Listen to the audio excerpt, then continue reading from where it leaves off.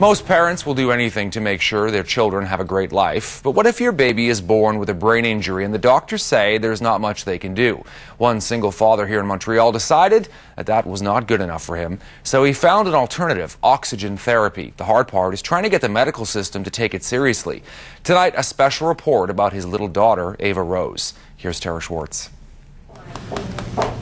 This is the story of little Ava Rose, a 2-year-old girl who's teaching her father about the power of love.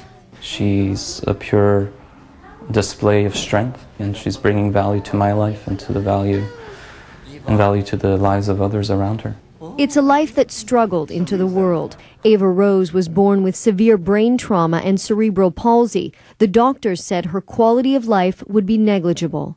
As a parent, when you're faced with that type of reality, you can either do two things, and the first being you can either sit down and accept it and feel sorry for yourself and cry over what's going to happen in the life you're going to have, or you can pick yourself up and try and see if there's anything to do about it.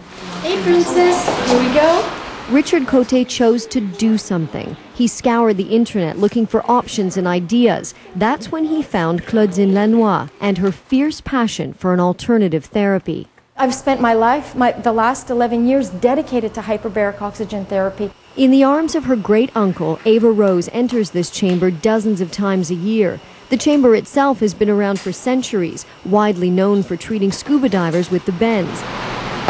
Basically pressure combined with pure oxygen. But Claudine believes its uses are vast, including treating children with brain injuries. By adding hyperbaric oxygen, we're actually able to grow new blood vessels into this area. We're able to reduce the swelling and regain some of what that individual has lost and repair some of the brain damage. She began smiling. She began turning her head in the direction that she wasn't able to turn to before. Now she's starting to say a few words. She's waving. She's acknowledging people. And she's shown great improvements. And this is from a baby that they told us at the hospital wouldn't have any sort of quality of life. Claudine's knowledge comes from her own painful past. In 1994, she gave birth to twins, both diagnosed with brain trauma and cerebral palsy. Doctors gave her the same options they gave Richard Cote. What was being offered was occupational therapy, physical therapy, and the waiting lists for this were very long for early intervention. And I couldn't sit by and just wait. Claudine began researching, discovering that some countries, such as Russia and China, were successfully using hyperbaric oxygen therapy to treat brain injuries, but no one in Canada would take her seriously. I tried even military bases out west. I tried military bases out in Nova Scotia. Nobody would treat them. So she changed the course of her life, becoming a certified hyperbaric chamber technician, and in 2004, opening one of only 2 clinics in the province. She even inspired Dr. Pierre Marois, a specialist at Saint-Justin Hospital. I've not seen a single treatment so far who helped so many children with cerebral palsy. Dr. Marois was so impressed by what he saw. In 1998, he conducted the first tests in the world studying the effects of hyperbaric oxygen therapy on children with cerebral palsy. The 3 studies we did here in Quebec all showed tremendous improvement, more than with any treatment already covered by the healthcare in Quebec for children with cerebral palsy. Despite such glowing reviews, hyperbaric oxygen therapy isn't covered by Medicare.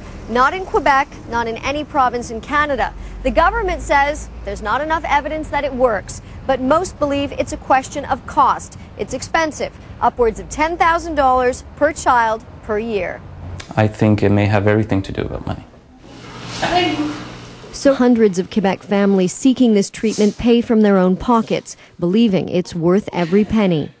It means the world to me, even though I get a little piece of paper that has a scribble on it, that it's my daughter that was able to do that. I won't stop until we have these chambers in the hospitals that we can treat premature babies at the very first sign of lack of oxygen. Because if we did that, Ava, my children, the little baby you see behind me, we wouldn't be living the lives that we're living now. When we look at her today, she's smiling, she's laughing, she's pointing, she's communicating, she's starting to eat with her mouth, solid food. So somewhere along our journey, we did something right. Together, every step of the way. Tara Schwartz, CTV News.